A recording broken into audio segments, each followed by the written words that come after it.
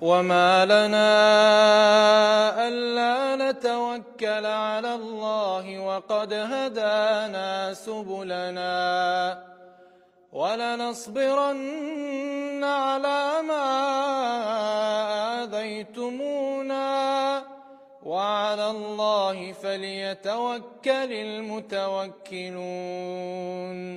أنا إسلام صبحي، 21 سنة، طالب طب من مصر، شاب بدرس طب، يعني ماليش ما درستش حاجة تبع الشريعة أو تبع الأديان، لكن أنا حبيت أستغل صوتي في إن أنا أقرأ قرآن، والحمد لله رب العالمين. يعني ربنا سبحانه وتعالى وفقني وقدر صوتي الحمد لله رب العالمين يوصل للناس بفضل الله. قد ايه صار لك بتقرا قرآن؟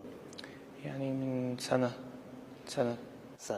وما شاء الله يعني انشهرت، لانه حسب ما شفنا على يوتيوب اكثر من 50 مليون مشاهدة، فضلا عن الموجودين على فيسبوك وغير مواقع. اسم الله، بسنة كيف اخذت كل هذه الشهرة بالعالم العربي؟ الحمد لله رب العالمين. هو سبب الانتشار ان احنا فريق عمل. اكيد مش من سنة اكتشفت صوتك من قد إيه؟ يعني حوالي من وانا عندي مثلا 10 سنين كنت بحب اقرا النصوص، سواء في دروس القراءه او حاجه، كنت بحب اقراها بصوت حلو. فمن هنا والدي ووالدتي، يعني ربنا يبارك لهم، اكتشفوا فيها الصوت ده. لكن هو ما كانش حد مهتم ساعتها، او ما كانش حد قال لي ان صوتك حلو او كمل. فيعني اهملت الموضوع خالص وما بقتش اهتم بان انا اقول حاجه. في مصر وانا كنت بقيم الناس في التراويح، بس كان على يعني ما كانش فيه تصوير ولا تسجيل او حاجه. بس بالعالم العربي بلشوا يطلبوك انك تجي لعندهم. دي بعد ما التسجيلات انتشرت، بدأ يجي لي زي دعوات او كده. اول سنة بتسافر برمضان؟ دي اول سنه. ولبنان اول دولة ولا؟ لا، سافرت قبل كده للسعوديه. السعودية. كنت بتنقل في السنة السعوديه. دي. كنت بتنقل في السعوديه ما بين جده والدمام، وبعد كده جيت هنا على بيروت. وهلا عندك سفرة تانية؟ عندي في دول كتير، يعني الحمد لله رب العالمين. عندي في الامارات وفي البحرين وفي الكويت. شو حتسمعنا؟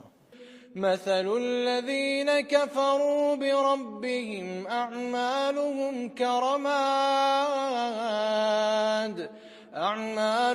كرماد اشتدت به الريح في يوم عاصف لا يقدرون مما كسبوا على شيء ذلك هو الضلال البعيد. ارجع إليهم فلنأتينهم بجنود لا قبل لهم بها ولنخرجنهم منها أذلة وهم صاغرون. إسلام، ما شاء الله، يعني المساجد بطرابلس وببيروت اللي تواجدت فيها كإمام بالتراويح أو بالقيام كانت مكتظة، فكيف شفت تفاعل الشعب اللبناني معك؟ التفاعل كان كويس جدا الحمد لله رب العالمين. بفضل الله الناس كانت متفاعلة بشكل، يعني حتى أنا ما كنتش متوقعه بصراحة.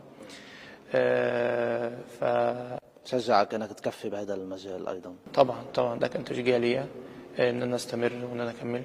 قل أرأيتم إن جعل الله عليكم الليل سرمدا إلى يوم القيامة من إله غير الله يأتيكم بضياء أفلا تسمعون.